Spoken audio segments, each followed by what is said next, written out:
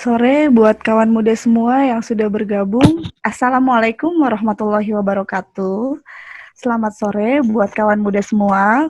Perkenalkan saya Aya, selaku host sekaligus perwakilan dari Pusat Paramadina, mengucapkan terima kasih banyak atas partisipasi dan animenya dalam diskusi kali ini. Ini diskusi pertama ya Pak ya dan puasa pertama juga hari ini. Terima kasih. Pertama-tama saya ucapkan kepada Pak Haidar yang sudah hadir dalam diskusi ini. Ini adalah diskusi yang tadi sudah disampaikan oleh Ayah bahwa ini adalah diskusi lanjutan dari diskusi sebelumnya.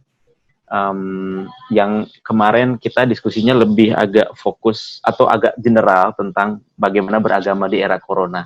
Nah, diskusi-diskusi selanjutnya mulai hari ini sampai berikutnya itu kita akan mendetailkan satu persatu isu-isu yang muncul di dalam diskusi tersebut. Konteksnya masih sama, saya kira konteksnya masih sama, bahwa di tengah-tengah wabah seperti wabah pandemi yang berskala global COVID-19 ini, itu menjadi tantangan tersendiri bagi agama-agama, bagi agamawan. Kenapa? Karena setidaknya ada dua gelombang. Satu gelombang orang yang berusaha untuk menghentikan segala aktivitas yang berkerumun, jadi beribadahnya lebih individual, lebih di dalam keluarga. Bahkan seperti yang sudah disebutkan dalam diskusi sebelumnya, Masjidil Haram pun menutup orang untuk beribadah berjamaah di sana. Begitupun di agama-agama lain. Tapi di sisi lain juga ada gelombang yang lain, mereka tetap berkumpul, beribadah bersama di masjid. Bahkan belakangan ini, tadi malam kan tarawih pertama ya, saya mendengar sekali di lingkungan di sekitar saya sendiri itu banyak sekali orang yang masih menjalankan ibadah berjamaah di masjid. Ini gelombang yang kedua itu berisiko karena orang-orang kita semua udah tahu bahwa sekarang itu virus ini bisa berpindah dari tubuh orang yang belum tentu dia bergejala, sehingga berkumpul itu tuh sangat berisiko. Nah, pertanyaan bagi orang beragama adalah lalu di dalam diskusi yang minggu lalu pertanyaannya adalah lalu bagaimana kita beribadah atau beragama di tengah-tengah wabah kayak begini? Nah, salah satu diskusi yang muncul dalam diskusinya Pak Haidar minggu lalu itu 2 minggu lalu adalah muncul mengenai aspek teologi. Jadi problemnya bagi agama-agama di sini adalah teologi karena bagaimanapun pertanyaannya menjadi sangat fundamental tentang ketuhanan. Apa sih sebenarnya situasi ini tuh? Ini sebenarnya apa sih maknanya? Apakah Tuhan dengan sengaja menciptakan wabah semacam ini? Kenapa Tuhan kalau memang Maha Pengasih dan Maha Penyayang harus menciptakan ini semua? Nah, ini adalah pertanyaan-pertanyaan teologis yang mungkin bagi sebagian orang sudah dianggap selesai, tapi banyak sekali orang yang merasa perlu ada pijakan yang kokoh tentang ini semua, sehingga diskusi ini menjadi sangat penting. Kita kehadiran narasumber orang, saya kira teman-teman sekalian sudah mengenal jauh ya tentang Pak Haidar, tapi mungkin saya perlu memperkenalkan sedikit. Yang paling terakhir, Pak Haidar ini adalah orang yang belakangan ini gencar membuat gerakan Islam Cinta. Ini menarik karena gerakan Islam Cinta itu ingin menjadi alternatif dari gerakan Islam yang sebaliknya, yang mengedepankan kebencian dan seterusnya. Dan jadi kita akan melihat, kita akan diskusi hari ini itu tidak berhenti pada tentu saja penjelasan teologisnya saja, tetapi implikasi-implikasi dalam kehidupan kita sehari-hari. Nah, oleh karena itu mungkin itulah sebabnya kenapa pertemuan ini kita membahas secara spesifik tentang teologi ikhtiar. Mungkin sebelum lebih jauh ke diskusi yang lebih dalam, mungkin kita akan mulai, Pak Haidar akan mulai dengan teologi ikhtiar ini seperti apa sih Pak? Dan dalam tradisi agama-agama, harus saya katakan ya, di dalam diskusi yang lalu Pak Haidar sudah mendisklosur bahwa spesifik yang akan dibicarakan adalah tradisi Islam, karena Pak Haidar menyatakan bahwa tidak mendalam tentang tradisi agama lain, tapi agama Islam. Jadi kita akan mendengar lebih jauh tentang apa sih sebenarnya teologi ikhtiar dan bagaimana meletakkannya itu dalam perangkat debat teologi atau ilmu kalam di dalam tradisi Islam. Saya silahkan Pak Haidar untuk memulai. Ya, Assalamualaikum warahmatullahi wabarakatuh. Terima kasih sudah diundang dan diajak sharing. Insya Allah setiap minggu hari Jumat pukul 4 kita akan bertemu. Mudah-mudahan ada manfaatnya. Selamat memasuki bulan Ramadan. Mudah-mudahan Allah SWT memberi kita kekuatan, petunjuk, ya, agar kita bisa menjalani puasa Ramadan ini dengan sebaik-baiknya dan keluar dari bulan Ramadan dalam keadaan kita menjadi yang memiliki kualitas lebih baik, khususnya dalam hal keprihatinan kita kepada persoalan-persoalan kemanusiaan. Karena di antara salah satu hikmah bulan Ramadan itu adalah upaya untuk kita bisa melepaskan diri dari obsesi tentang hal-hal yang terkait dengan egoisme kita, duniawi yang arahnya adalah pada memuaskan kebutuhan egoistik kita kepada memiliki keprihatinan kepada orang lain, keprihatinan kepada persoalan-persoalan kemanusiaan, ya. Mudah-mudahan nanti kita bisa keluar dari bulan Ramadan ini dalam keadaan orang yang memiliki konsep Amin. Jadi ini persoalan sedikit agak lebih filosofis, tapi kita akan diskusikan ini dengan cara yang populer, ya. Mungkin sedikit aja kita singgung. Kenapa sih Allah SWT ini menciptakan challenge, ya, menciptakan kesulitan, atau dalam bahasa Islam, bahasa Al-Quran itu menciptakan bala. Bala itu artinya tes, ya, tes, ujian. Itu hal yang pertama yang harus dijawab, ya. Kenapa sih Tuhan itu tidak bikin kehidupan kita tanpa masalah sama sekali, ya? Nah, pertama, kalau Tuhan itu menciptakan kehidupan tanpa masalah, itu artinya tidak akan ada ikhtiar. Kita manusia ini menjadi seperti robot yang digerakkan oleh Tuhan, ya. Kita turun ke tingkatan hewan, mungkin turun hewan masih punya kemampuan bergerak, pindah lokasi, atau turun kepada makhluk pohon-pohonan, tanaman, makan juga, ya, bergerak di tempat, tapi tidak pindah lokasi. Kita bisa turun ke tingkat batu-batuan yang tidak makan, tidak bergerak, tidak pindah lokasi. Bisa turun lagi kepada mineral, bisa turun lagi kepada apa yang disebut sebagai prime matter, materi prima, atau al-hayula, al-ula, yang tidak ada apa-apanya, gitu. Nah, jadi sebetulnya adanya sesuatu yang men-challenge manusia itu adalah syarat bagi adanya ikhtiar. Ikhtiar itu kan usaha, dan usaha itu kan usaha melampaui sesuatu. Namanya usaha itu melampaui sesuatu. Nah, apa yang dilampaui? Yang dilampaui itu challenge. Ujian. Ujiannya itu bisa macam-macam di dalam Al-Quran. Misalnya Allah mengatakan, bahkan sebelum itu dalam Al-Quran dikatakan bahwa Dia itu Tuhan alladzi khalaqal mauta wal hayata liyabluwakum. Nah, untuk apa? Jadi Dia adalah yang menciptakan mati dan hidup untuk mengujimu. Mengujimu supaya tahu apa? Supaya tahu menilai kemampuan kita. Apa? Disebut liyabluwakum ayyukum ahsanu amala. Menguji kamu untuk tahu siapa di antara kalian itu yang amal-amalnya paling ihsan, paling indah, paling sempurna, ya. Jadi Tuhan itu yang menciptakan mati dan hidup untuk menguji, ya, siapa di antara kalian amal-amalnya paling ihsan. Ihsan ini kesempurnaan, keindahan. Di dalam Islam itu dikaitkan dengan cinta kasih. Jadi ihsan itu identik dengan cinta, cinta itu identik dengan akhlak. Jadi orang yang tingkat ihsannya tinggi, maka cinta di dalam dirinya, kelembutan hatinya juga tinggi, dan kemudian dia memiliki akhlak yang baik kepada sesama makhluk Allah. Jadi orang yang ihsan itu orang yang memiliki spiritualitas dalam hal hubungan dengan Tuhan yang tinggi, dan kemudian memiliki kebaikan hati untuk berbuat bukan hanya baik, berbuat, kalau baik itu bisa disebut amal khair saja. Amal yang ihsan itu bukan hanya dia berbuat baik, dia berbuat baik sampai tingkat sesempurna-sempurnanya, sampai tingkat seindah-indahnya. Bahkan ihsan ini adalah level paling tinggi setelah Islam, iman, yang paling tinggi ihsan. Islam itu menjalankan syariah, iman itu memiliki keyakinan rasional tentang agama, ihsan ini yang melahirkan kelembutan hati, cinta kasih, dan akhlak mulia. Islam harus dimahkotai dengan ihsan. Kita beribadah puasa, tapi kalau akhlak kita tidak berubah setelah beribadah puasa, berarti kita tidak mencapai ihsan.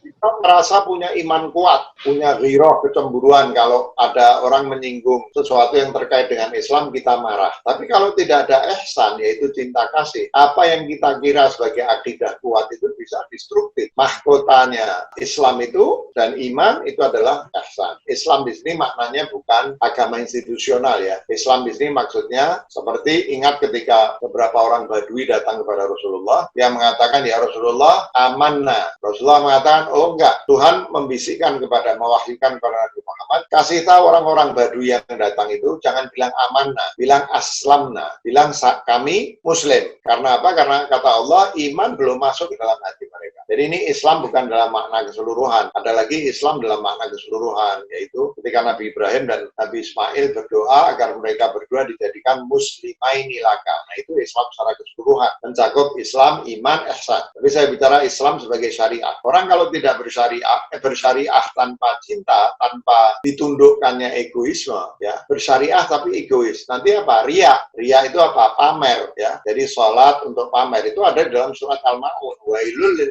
musallin alladzina hum an salatihim sahun alladzina hum yura'un wa yamna'unal ma'un. Salat tapi untuk kepentingan egoisnya sendiri, menyenangkan dirinya sendiri, menenangkan dirinya sendiri, tapi mencegah orang dari mendapatkan basic needs. Al-ma'un itu basic needs. Atau yang lebih parah, salat buat pamer supaya kelihatan sebagai orang alim.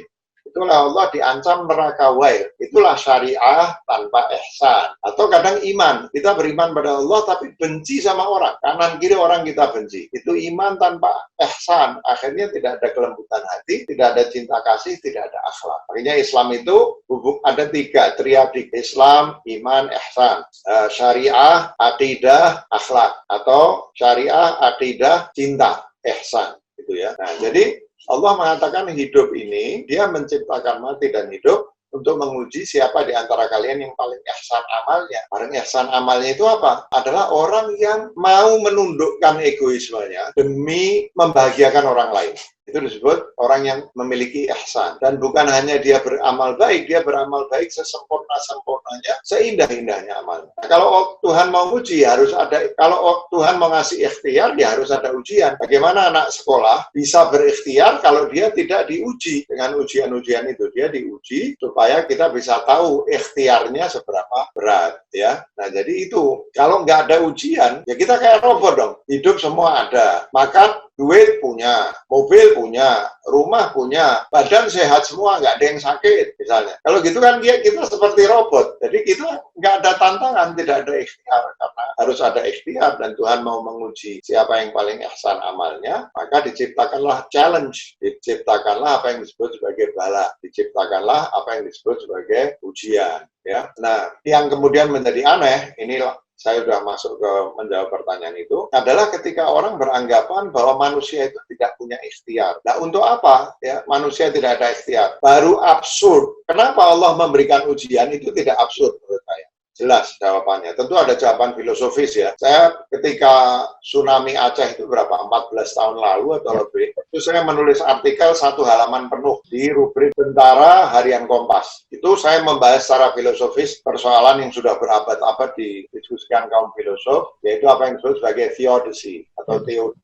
Ya, kenapa Tuhan membiarkan ada keburukan, baik itu keburukan moral maupun keburukan natural dalam bentuk bencana-bencana termasuk wabah. Nah, kalau Tuhan menempatkan manusia di dunia, kemudian Tuhan tidak memberi ikhtiar, itu ya tidak memberi challenge sehingga manusia berikhtiar, itu absurd. Buat apa Tuhan menciptakan sesuatu kayak robot ya? Kayak robot semua diatur sama Tuhan. Nah, yang lebih tidak absurd adalah Tuhan menciptakan manusia for a purpose, for a cause, kemudian diuji supaya manusia itu berikhtiar dan berlomba-lomba di dalam berbuat kebaikan ya. Nah, memang di dalam sejarah agama-agama, bukan hanya Islam, tapi kali ini kita bicara Islam, itu memang ada berkembang berbagai teologi. Ada yang disebut sebagai teologi predeterminisme, namanya Jabariyah, yang percaya bahwa semua itu sudah ditakdirkan oleh Tuhan. Bahkan saya mengedipkan mata aja itu Tuhan yang menakdirkan, yaitu predeterminism atau Jabariyah. Di ekstrem lain ada yang disebut sebagai Qadariyah, itu diwakili oleh kelompok namanya Mu'tazilah, yang percaya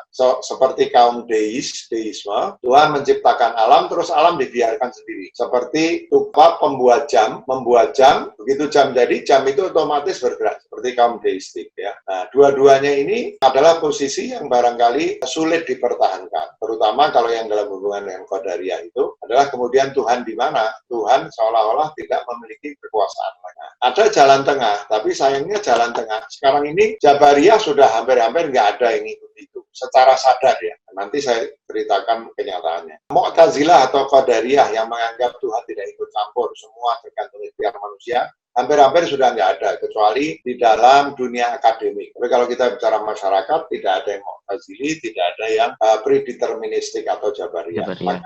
Ya, mengambil yang di tengah. Yang di tengah itu ada pendapatnya kelompok yang disebut sebagai Asy'ariyah atau dari kalangan Asy'ariyah. Ya, ada juga kalangan Syiah. Kalangan Syiah itu punya pandangan yang diberi nama Al-Amr Bainal Amrain. Amrain itu apa? Jadi satu posisi di antara dua posisi. Posisi tengah di antara dua posisi. Dua posisi tadi, dua posisi ekstrem yang saya sebutkan. Jabariyah atau predeterminisme, dan Mu'tazilah atau Qadariyah yang berkeyakinan Tuhan tidak ikut campur. Syiah itu punya posisi Al-Amr Bainal Amrain. Satu posisi di antara dua posisi. Asy'ariyah juga begitu. Asy'ariyah itu posisinya tidak Jabariyah, tidak Qadariyah. Tasawuf itu juga umumnya posisinya begitu. Tidak Jabariyah, tidak predeterministik, tidak Asy'ariyah, ya. Nah, kalau Asy'ariyah kemudian memperkenalkan apa yang disebut Al-Kasab Al-Ilahi. Al-Kasab Al-Ilahi itu kira-kira begini. Mohon maaf ini karena pertama sebagai dasar dari diskusi.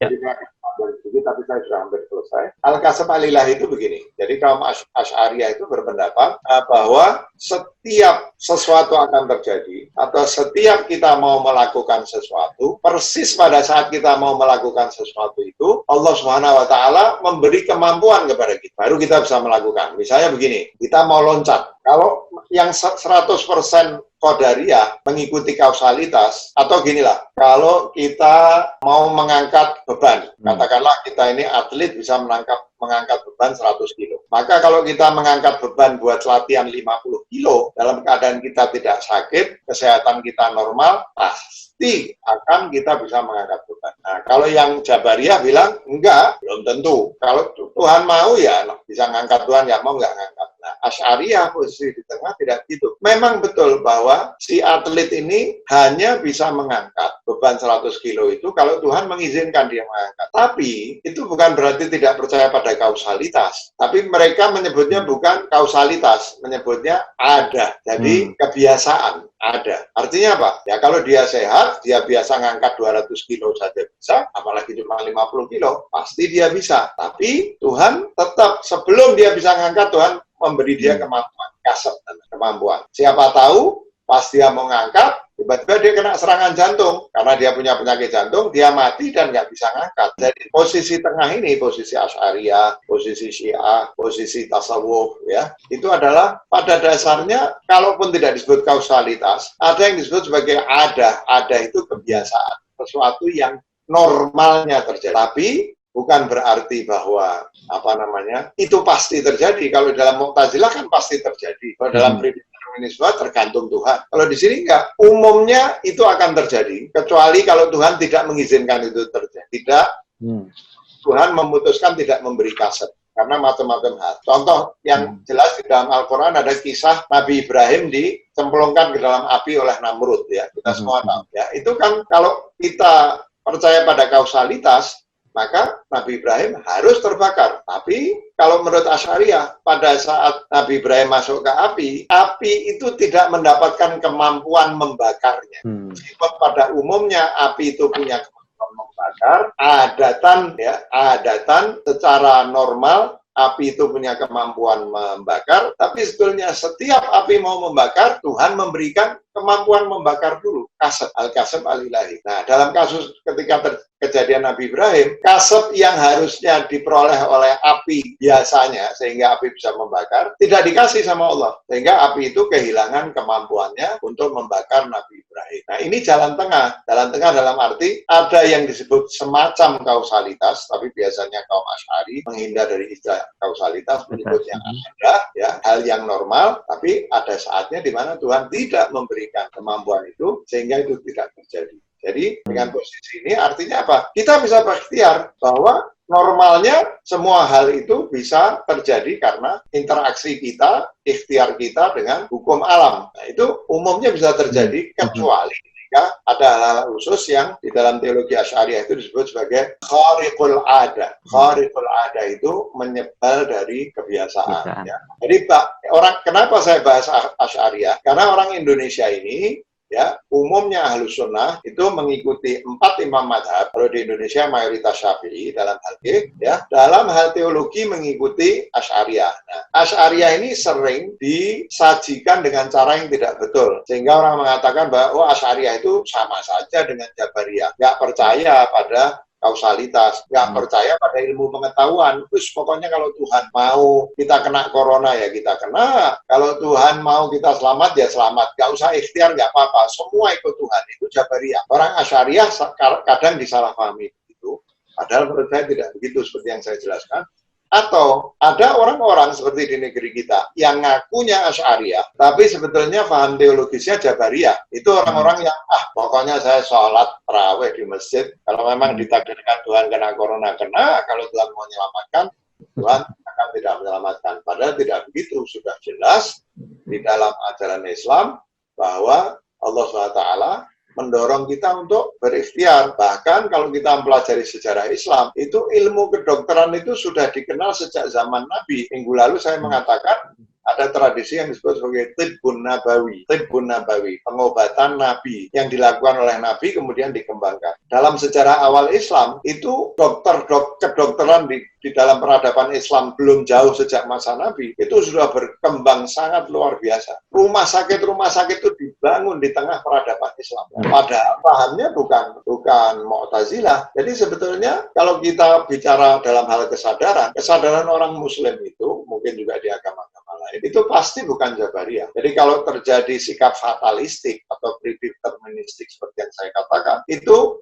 either jahil, tidak paham, jahil tentang seharusnya bagaimana kita memandang ikhtiar dan iradahnya Allah SWT, atau seperti saya katakan sok itu dalam arti seperti yang 2 minggu lalu saya katakan, 2 atau 3 minggu lalu, ini cuma persoalan identitas, yaitu jadi pengerasan identitas politis. Orang Islam punya Tuhan kok sama takutnya seperti orang Amerika yang sekuler. Enggak, kita beda. Karena orang Amerika takut, karena orang Eropa bikin lockdown, karena orang Cina bikin lockdown, kita orang Islam punya Tuhan, agama kita benar. Kalaupun orang Cina beragama, agamanya orang Cina salah, agama saya benar, identitas saya sebagai Muslim saya harus beda sama orang Cina, harus beda sama orang Amerika, harus beda sama orang India yang Hindu, saya Muslim, maka saya nggak peduli sama virus corona, saya percayakan pada Tuhan akan menjangkitkan corona pada saya. Ya takdirnya dia, tidak, saya akan selamat. Jadi lebih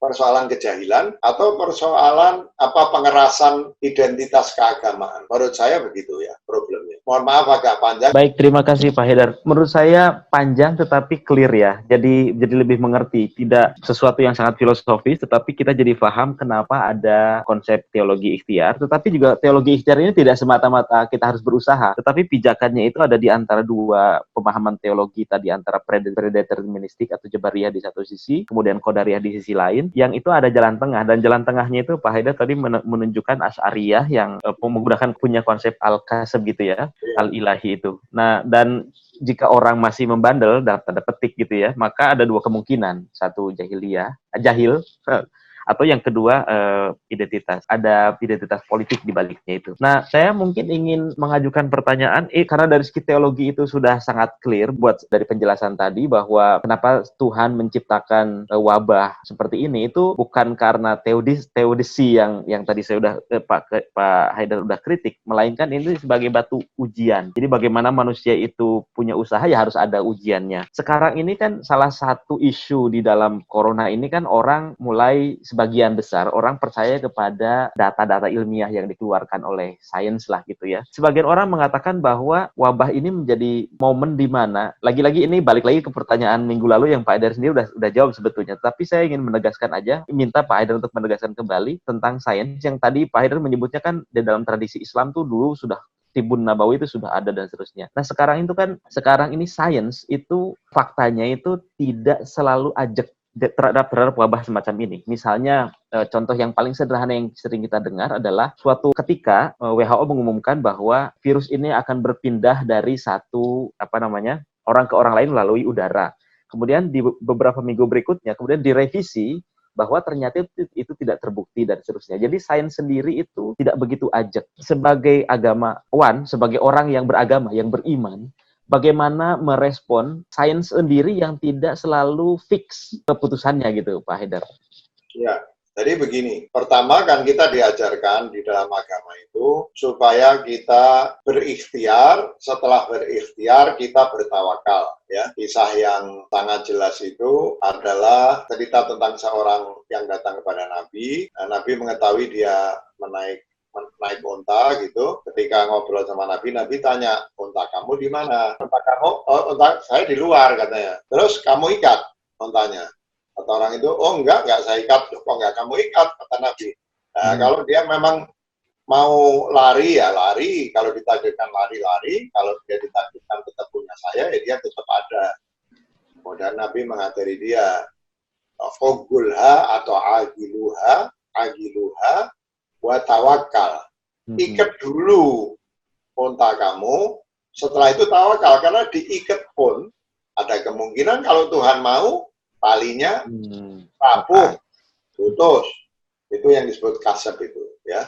Tapi kita harus ikhtiar dulu diikat, baru di dalam Al-Quran kan juga dikatakan wa syawirhum fil amri wa idza azamta fatawakkal 'ala Allah. Maka bermusyawarahlah kamu dalam segala urusan, karena di dalam Islam itu keputusan yang diambil orang banyak itu mendapatkan nilai khusus. Bermusyawarah kamu, musyawarah itu adalah cara ikhtiar. Orang ada brainstorming, ada lokakarya, ada seminar. Wa syawirhum fil amri, bermusyawarah kamu dalam mengatur urusan-urusan. Wa idza azamta, setelah kamu mengambil keputusan yang diambil berdasarkan hasil musyawarah itu, tawakkal 'ala Allah.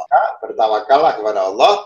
Wallahu yuhibbul mutawakkilin. Dan Allah mencintai orang-orang yang bertawakal. Jadi Allah menyuruh bermusyawarah, baru setelah itu tawakal.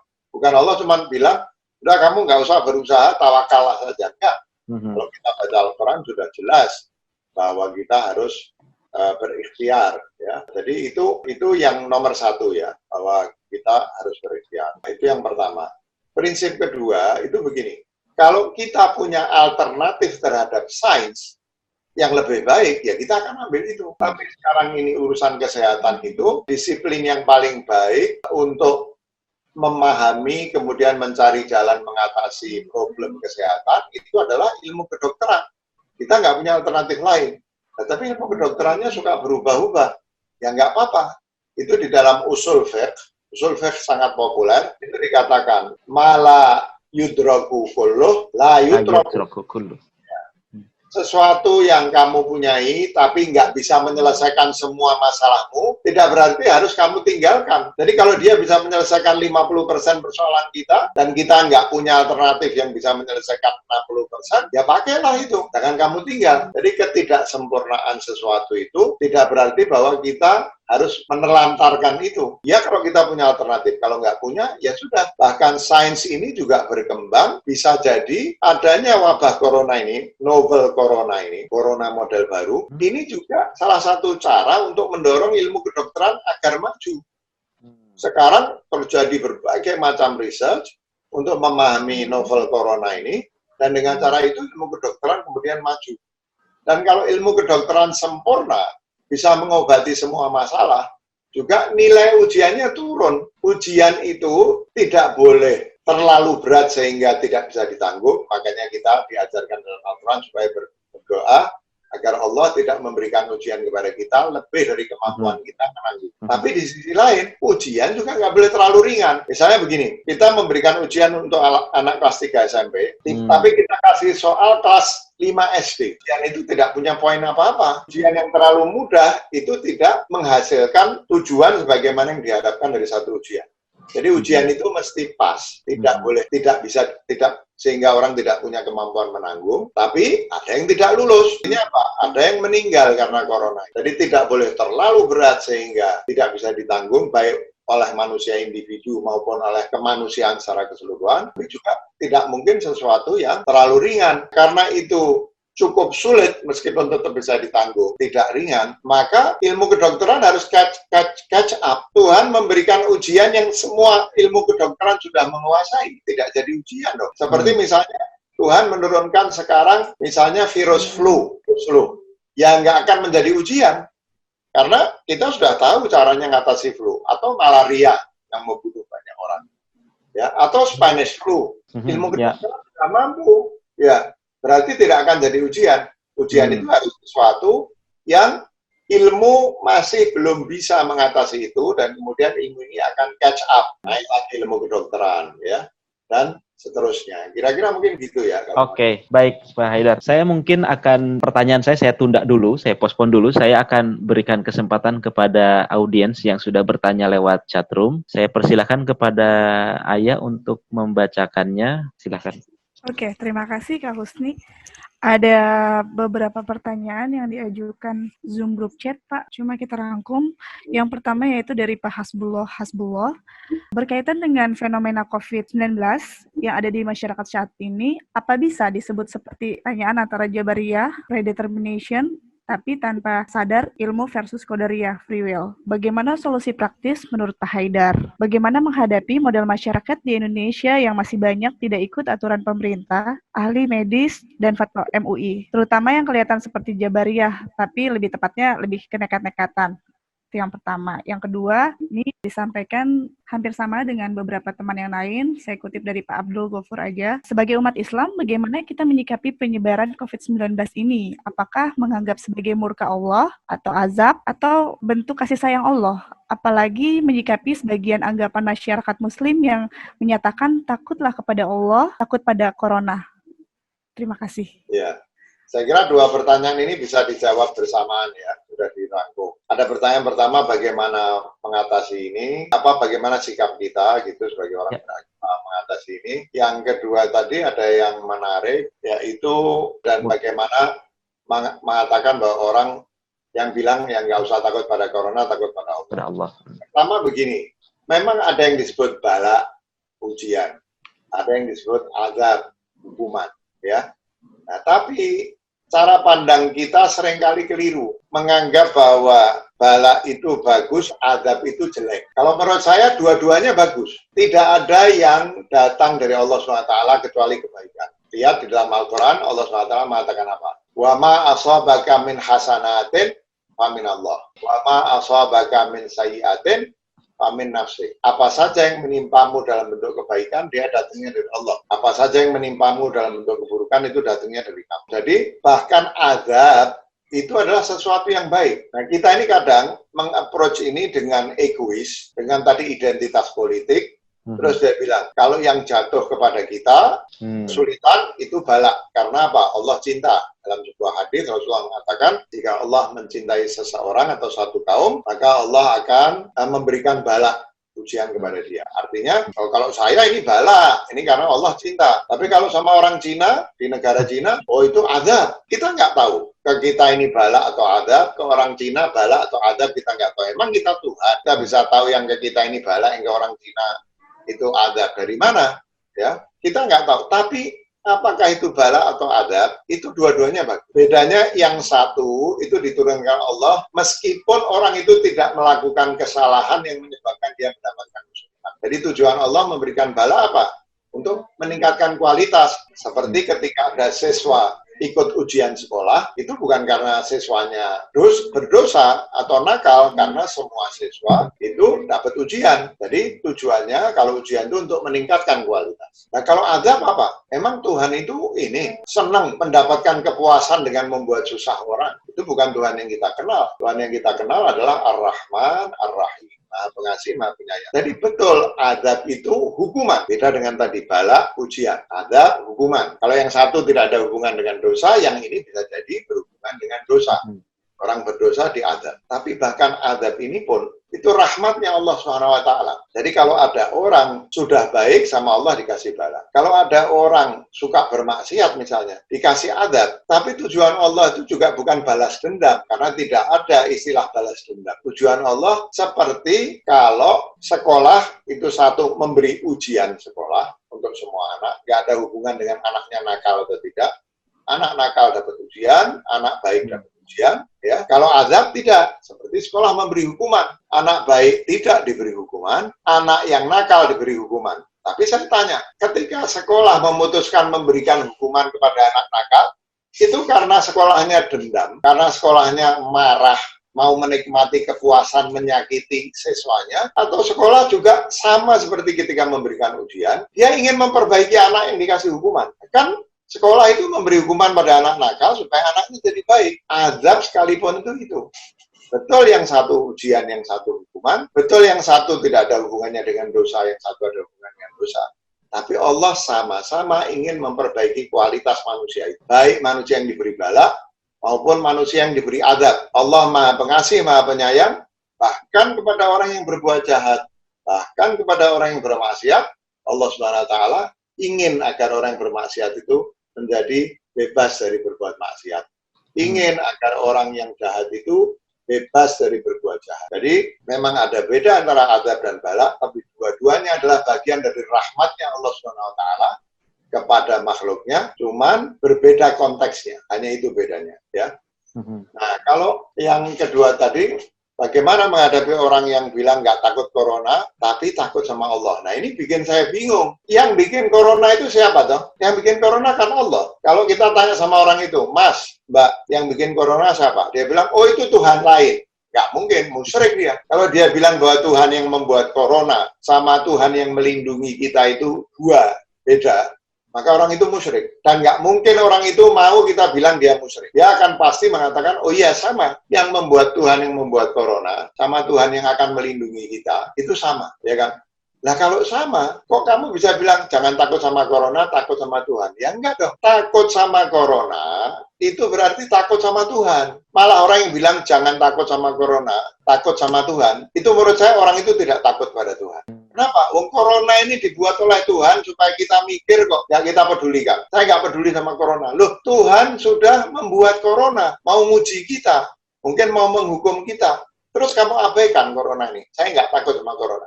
Artinya apa? Kita mengabaikan irodahnya Tuhan. Kita mengabaikan kehendaknya Tuhan.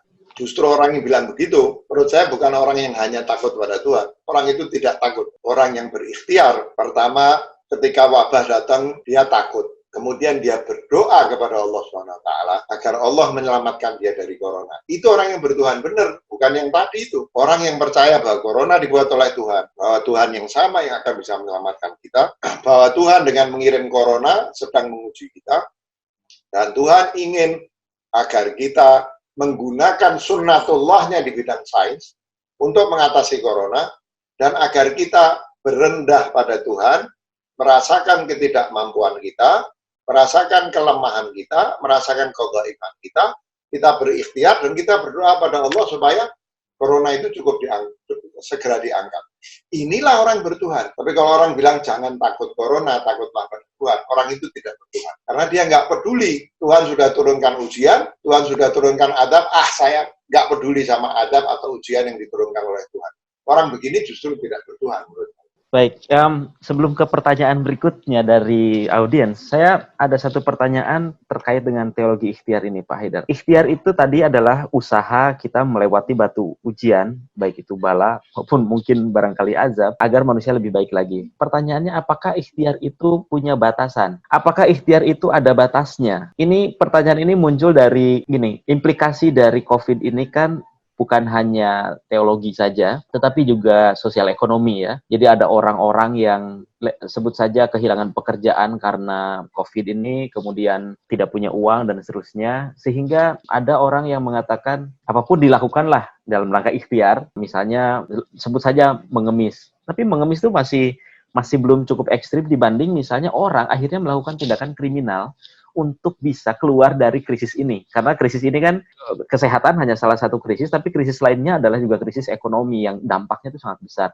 Apakah ikhtiar dalam rangka kita tetap bertahan di dalam krisis itu juga ada batasnya, sehingga model kayak tindakan kriminal itu diperbolehkan atau tidak diperbolehkan? Nah ini menarik. Saya mau jawab dengan pendekatan yang mungkin agak beda. Ya. Dalam Islam itu, hukum itu bergulir berdasarkan ilahnya. Al-hukum yaduru ma'al ilah.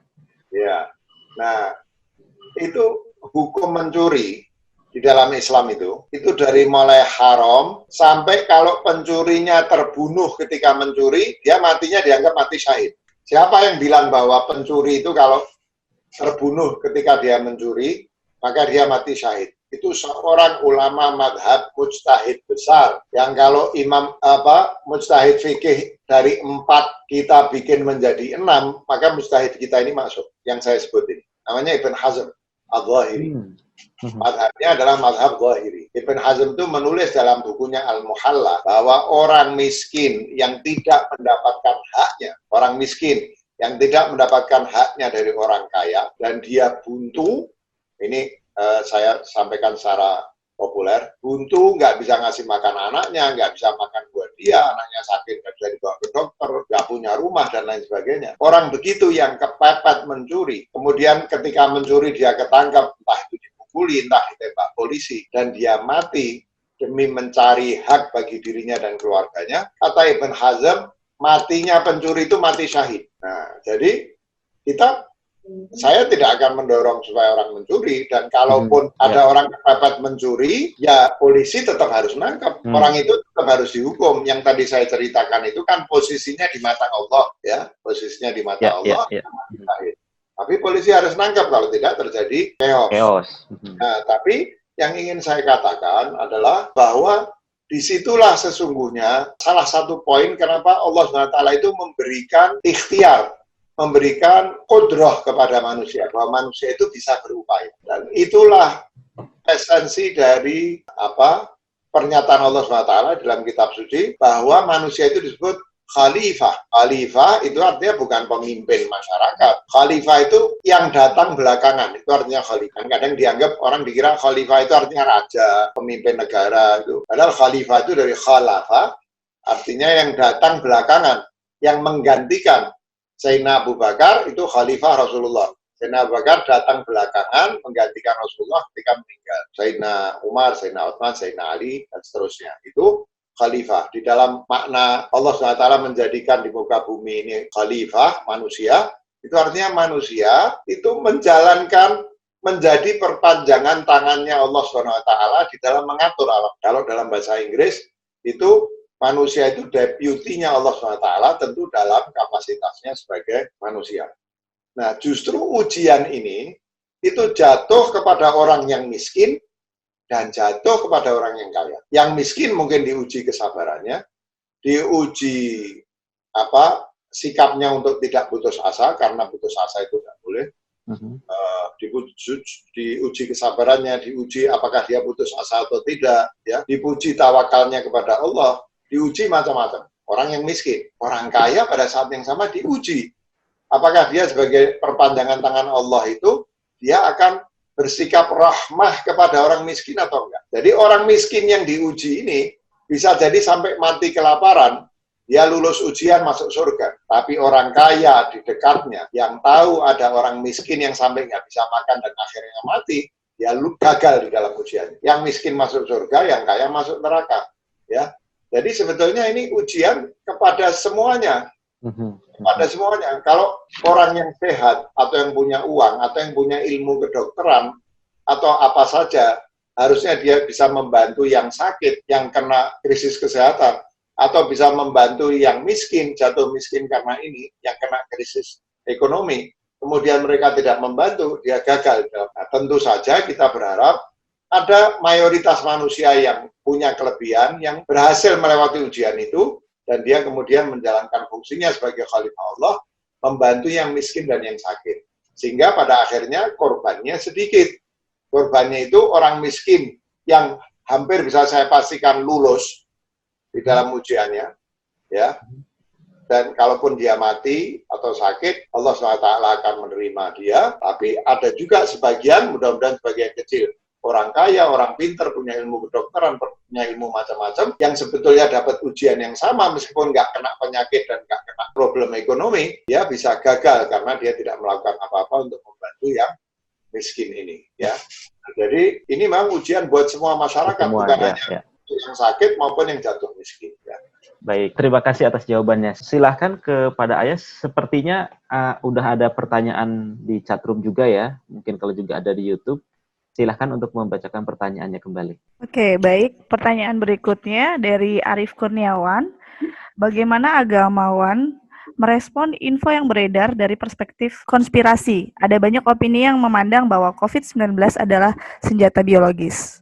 Itu yang pertama. Yang kedua, dari Fikri Abu Bakar. Kadang saya merasa bahwa tawakal adalah konsep utopis. Karena sepertinya kita tak perlu tahu batas kemampuan kita dalam berikhtiar. Sehingga ketika salah satu ikhtiar dirasa mentok, selalu muncul jalan lain untuk berikhtiar. dan begitu seterusnya hingga masalah teratasi dan tidak sempat bertawakal. Mohon pencerahannya Pak Haidar. Yang terakhir cukup menarik dari Soraya Kuswa Wardani. Bagaimana caranya untuk menghadapi seseorang atau sekumpulan orang yang percaya akan Tuhan dan alam semesta hingga prosesnya, tapi masih menganggap Tuhan itu blur, tidak terlihat, tidak percaya dengan manusia di dunia ini dengan membawa ujian seperti COVID-19. Dia pergi bertemu Tuhan karena kondisi zaman seperti ini. Pemahaman agnostik muncul banyak di sekitar kita. Mohon tanggapannya. Jadi ya gini, kalau mau kita bilang konspirasi itu ya susah. Seluruh dunia kena kok sekarang ini. Ya, ini siapa yang bikin senjata biologis? Kecuali yang bikin ini bodoh. Dia mengira hanya bisa negerinya sendiri bisa selamat, tapi orang lain yang dia tidak suka kemudian terkena. Kenyataannya kan tidak begitu. Kalau konspirasi itu yang mau diserang sama senjata biologis itu siapa? Saya bukan nggak percaya ya ada konspirasi dua negara atau apa, itu mungkin saja. Tapi umumnya kalau disebut conspiracy theory, ini adalah satu teori yang mau cari jalan gampang untuk menjelaskan. Nah, daripada repot-repot mempelajari ini asalnya dari mana, kemudian bagaimana cara mengatasinya, udah bilang aja ini conspiracy theory, selesai. Nah, tapi sulit sekali kita mau bilang itu. Sekarang ini masih ada perdebatan virus ini sebenarnya mulainya di Cina apa dari Amerika, misalnya begitu ya. Teori bahwa itu dari kelelawar, orang Cina suka makan kelelawar, masih kontroversial. Ada cerita lagi yang pertama kali membawa virus ini adalah tentara Amerika yang pernah dikirim ke Wuhan, misalnya, macam-macam teori. Ya. Jadi kalau menurut saya, sulit mengatakan bahwa ini konspirasi, mengingat semua kena, gitu ya. Jadi, tawakal itu kan tidak pernah, jadi tawakal dan ikhtiar ini adalah dua koin dari satu mata uang logam. Tidak pernah ada tawakal tanpa ikhtiar, tidak pernah ada ikhtiar tanpa tawakal. Jadi bukan berarti kesalahannya mungkin di sini.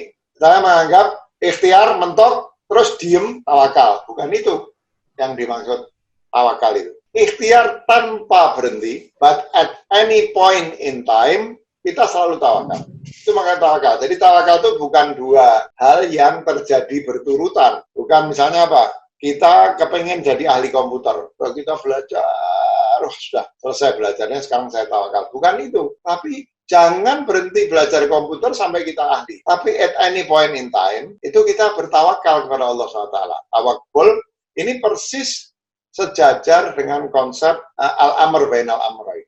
Tadi yang saya jelaskan. Persis sejajar, ada yang predeterministik, ada yang analistik atau kausalistik, kemudian ada di tengah. Tawakal sama ikhtiar itu juga ada di situ, ya. Jadi ikhtiar tanpa berhenti dan juga tanpa berhenti bertawakal, karena kita percaya seperti tadi ada semacam kausalitas, tapi tanpa izin Tuhan itu tidak akan bekerja.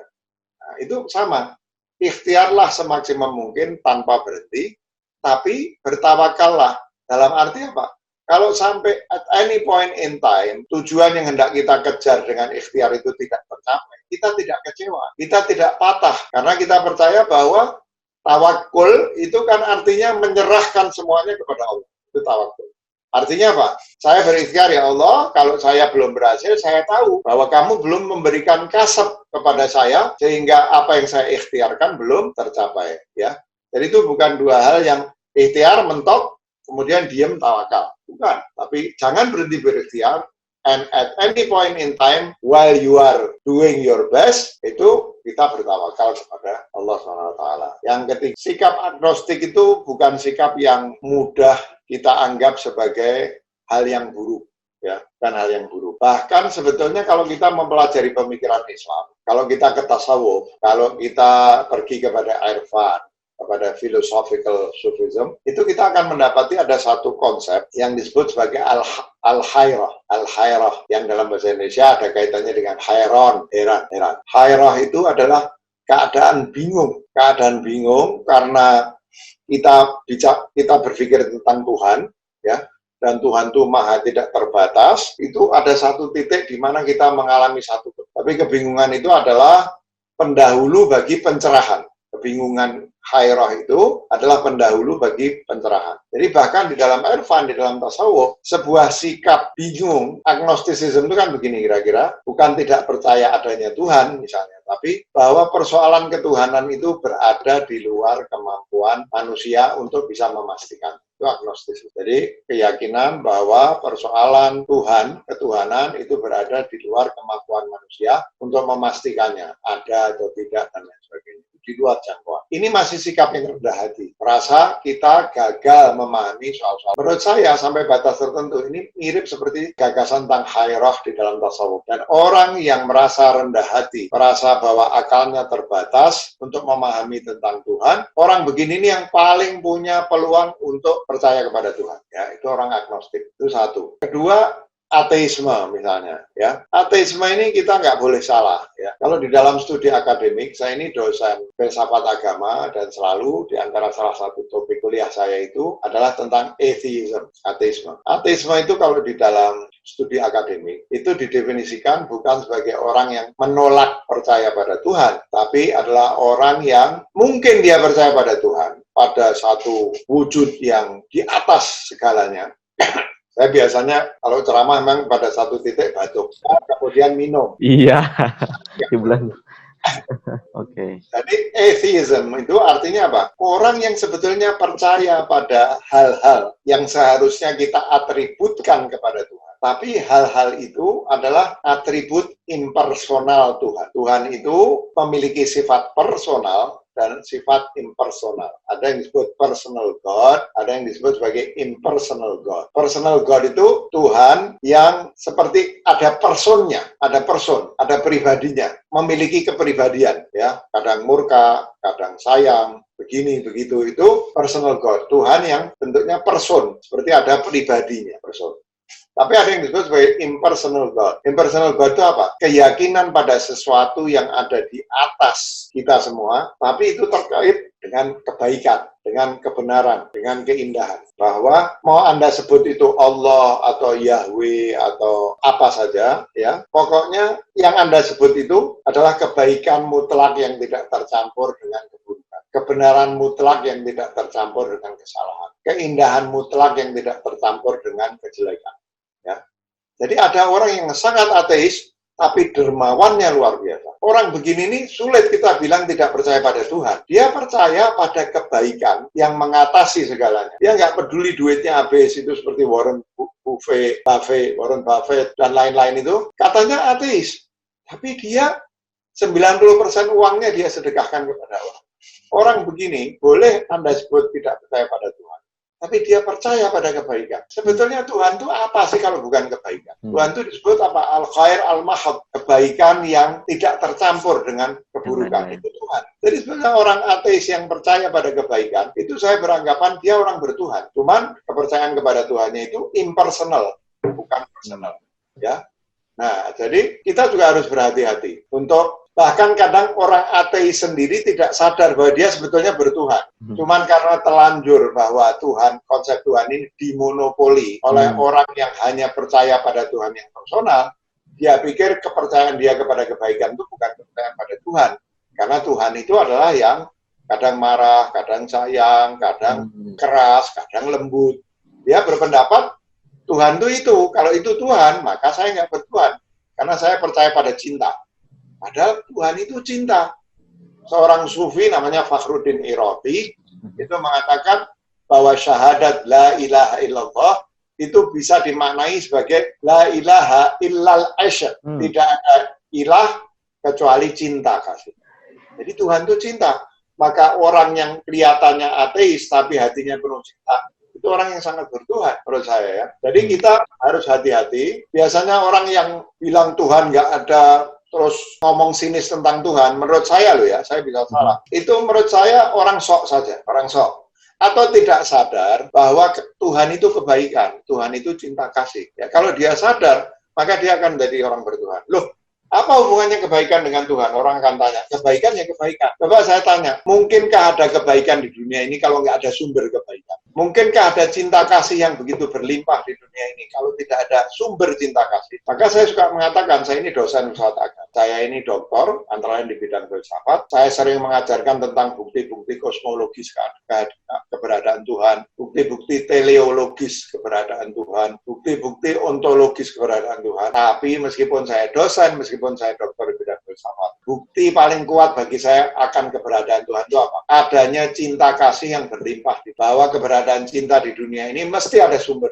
Sumber cinta kasih itu Tuhan. Dan ini juga kepercayaan kepada Tuhan yang impersonal, meskipun sebagai seorang Muslim, saya juga percaya pada Tuhan yang personal. Jadi saya kira sebetulnya kemanusiaan ini satu. Agamanya beda-beda, ada yang bilang dirinya ateis, padahal sebetulnya mereka itu semua makhluk bertuhan. Ya. Di dalam hatinya yang paling dalam, mereka itu adalah makhluk bertuhan. Cuma cara memahami Tuhannya beda-beda. Ditambah lagi ada orang yang sama sekali bodoh. Bodoh ini bukan berarti nggak sekolah loh ya. Bodoh jahil. Atau orang yang sok.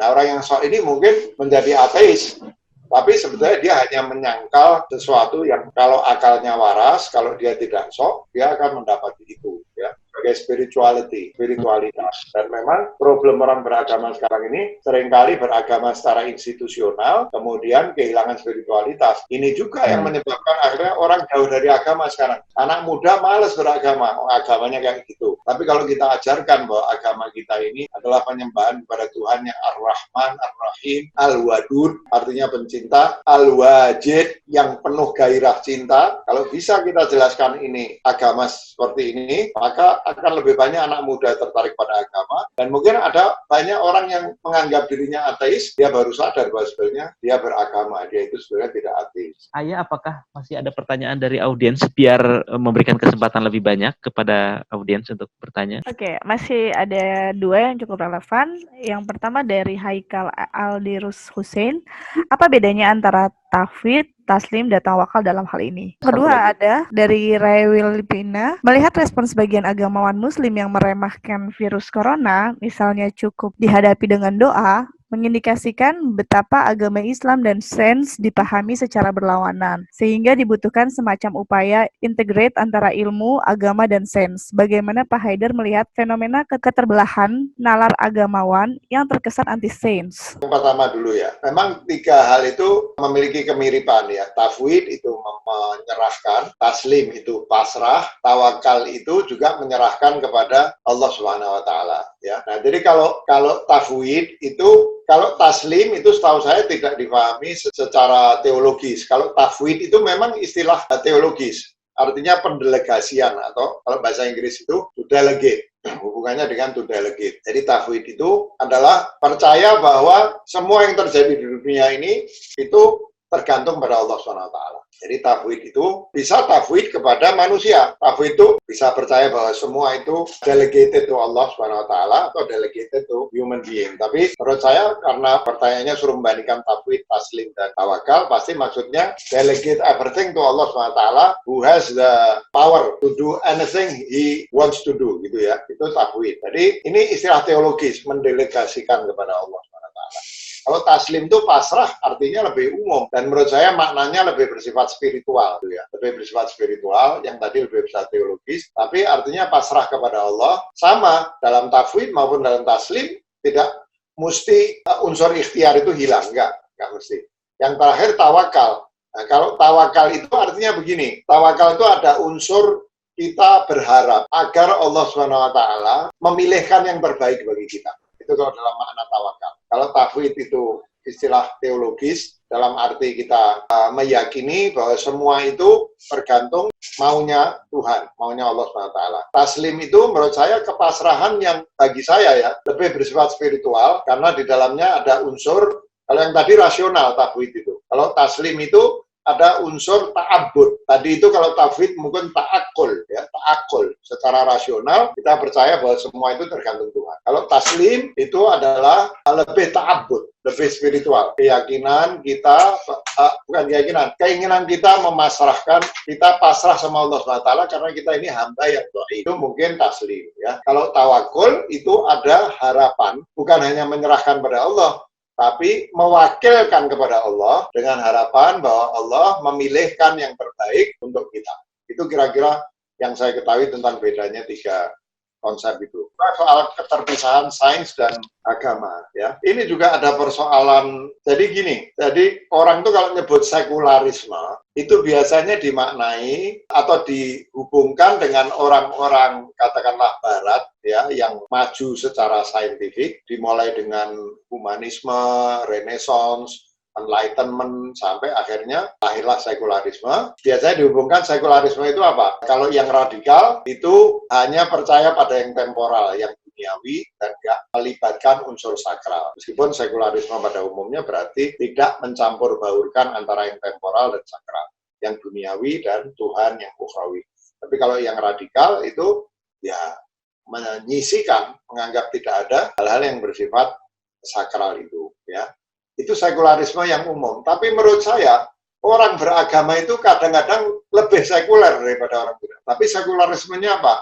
Itu tadi, tidak mau menghubungkan antara yang duniawi dan ukhrawi. Bahkan kadang-kadang mau menyisikan atau nggak percaya pada hal yang duniawi. Ini sekularisme juga. Karena kan sekularisme itu dari kata sekulum, artinya yang temporal. Jadi percaya pada yang temporal saja dan memisahkan bahkan mencampakkan yang sakral. Yang sekularisme orang beragama ini itu dari sisi satunya. Kalau tadi dari sisi yang temporal, menyisikan yang sakral, ini datang dari yang sakral dan menyisikan atau mencampakkan yang temporal. Ya, ini sejenis sekularisme juga. Nah, dan ini muncul dari kekeliruan di dalam memandang layer-layer realitas ini. Jadi menganggap bahwa agama itu cuma yang bersifat rohani. Kalau agama bersifat rohani, untuk apa Allah SWT menciptakan dunia? Beranggapan juga bahwa ilmu yang penting itu ilmu agama. Ilmu dunia itu tidak penting. Dan dalam pengetahuan saya, tidak ada seorang ahli agama, baik itu teolog maupun sufi maupun faqih, yang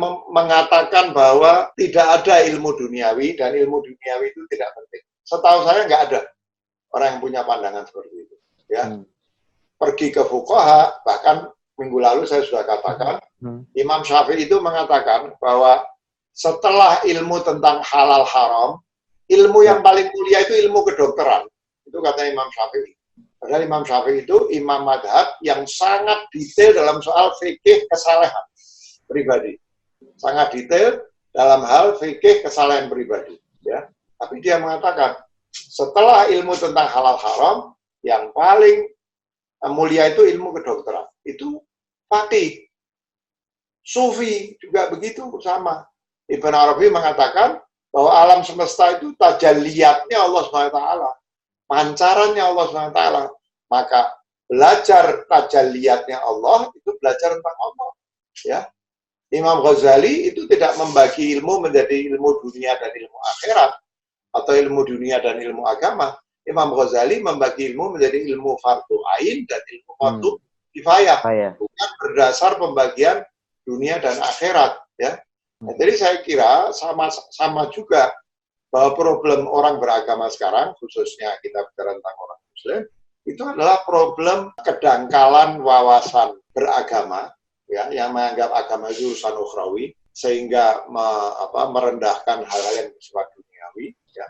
Betul bahwa tujuan kita akhirat, tapi tujuan akhirat itu hanya bisa dicapai lewat upaya maksimum ketika kita di dunia. Jadi itu adalah persoalan kedangkalan wawasan beragama dan juga kedangkalan wawasan saintifik. Menganggap bahwa agama dan sains itu bertentangan. Diskusi tentang ini sudah sangat panjang.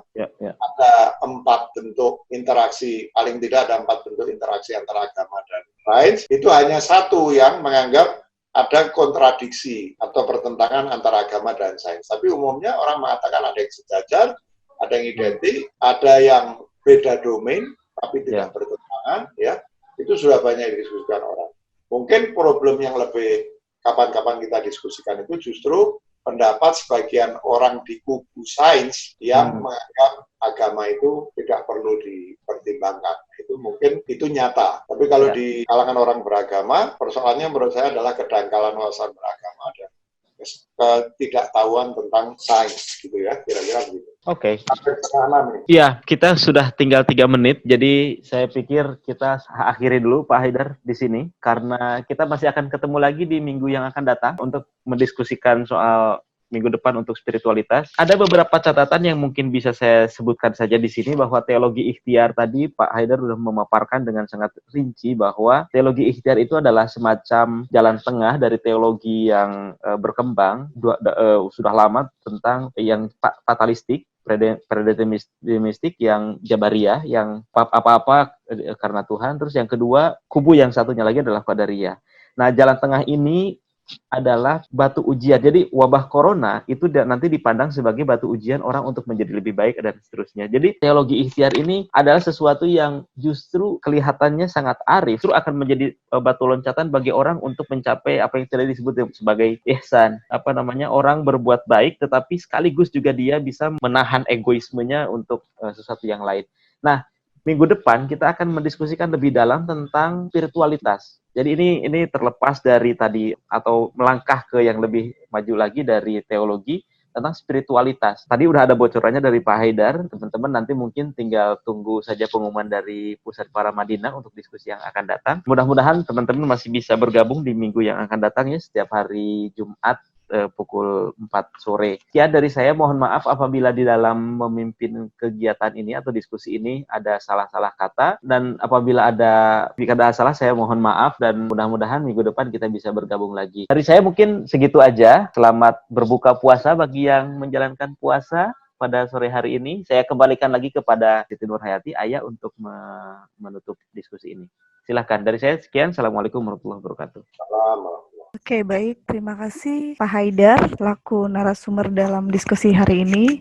Dan terima kasih Kak Husni yang sudah menjadi moderator. Terima kasih kawan muda yang masih tetap setia untuk stay di Ngobrol Ramadan Zoom kali ini. Saya ingin menyampaikan bahwa buat kawan muda yang masih penasaran untuk e-book yang sedang kita janjikan, yang akan dibagikan, nanti kami kirimkan linknya via email.